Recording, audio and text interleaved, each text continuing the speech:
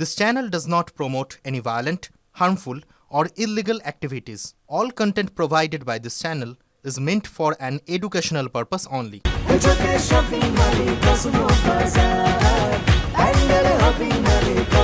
Cosmo বাজার পুজোর shopping two pandal hopping, সঙ্গে রয়েছে দারুণ আকর্ষণীয় উপহার।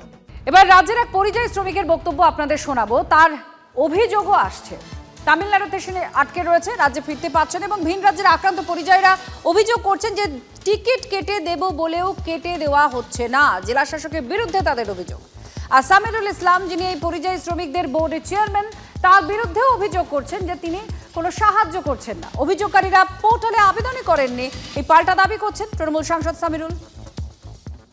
শ্রমের দেবতা, কারিগরির দেবতা বিশ্বকর্মা, সেই দেবতার পুজোর দিনে পরিযায়ীদের সম্মান দিতে ছুটি ঘোষণা করেছেন মুখ্যমন্ত্রী।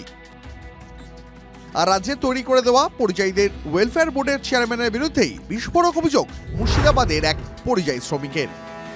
মোস্তাফিজুর রহমান নামে লালগোলার ওই পরিযায়ী শ্রমিক দিন তিনেক আগে আরও বেশ কয়েকজনের সঙ্গে তামিলনাড়ুতে কাজ করতে গিয়েছিলেন। অভিযোগ, সেখানেই আক্রান্ত হন তারা। এরপর থেকে সেখানেই আটকে রয়েছেন। তার অভিযোগ,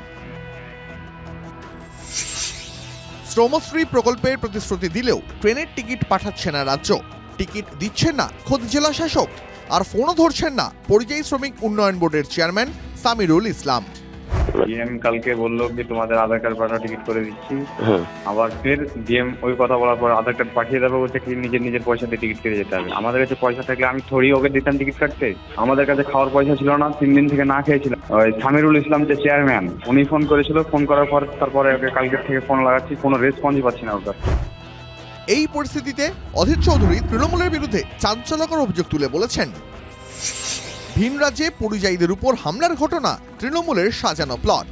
দিদির কাছে নির্বাচন জরুরি বলে পরিযায়ী শ্রমিকদের বিপদটাও জরুরি। এমনও হতে পারে এই তৃণমূলের নেতারা বাইরের রাজ্যে সেখানকার প্রশাসনকে পয়সা খাইয়ে গন্ডগোল তৈরি করে দেখাবে পরিযায়ীদের উপর হামলা হতে পারে। তৃণমূল কংগ্রেস সবকিছু করতে পারে, কারণ এতদিন হয়নি কোথাও কোনো ঝামেলা, হঠাৎ করে এখন ঝামেলা শুরু হয়েছে, বোঝা যাচ্ছে তৃণমূল কংগ্রেসের চক্রান্ত।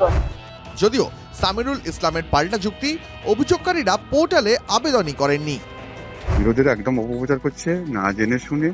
আমরা প্রত্যেক কিছু যেন মাননীয় মুখ্যমন্ত্রীর নির্দেশে যে সমষ্টি পোর্টালটা এইটা প্রকল্পটা করা হয়েছে, প্রত্যেক কিছু ভেরিফাই করে সঠিক মানুষ যেন পায় সেটা করা হচ্ছে এবং একটা সরকারি প্রক্রিয়া মেনে সবকিছু করা হয়। পরে অ্যাপ্লিকেশন না করলে কিভাবে টাকা দেওয়া হবে বলুন?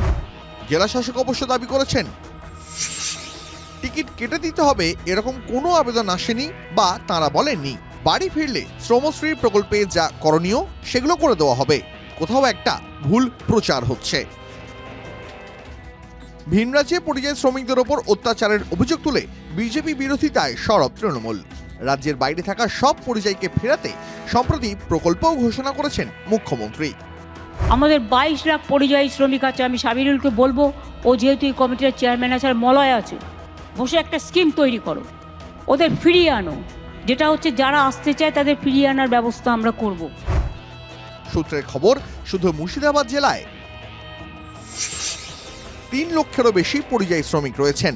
তার মধ্যে শামশেরগঞ্জে 32,000, ভগবানগোলায় 30,000, লালগোলাতে 30,000, রঘুনাথগঞ্জে 25,000, সুতিতে 27,000, রেজিনগরে 26,000, সাগরদিঘিতে 20,000 পরিযায়ী শ্রমিক।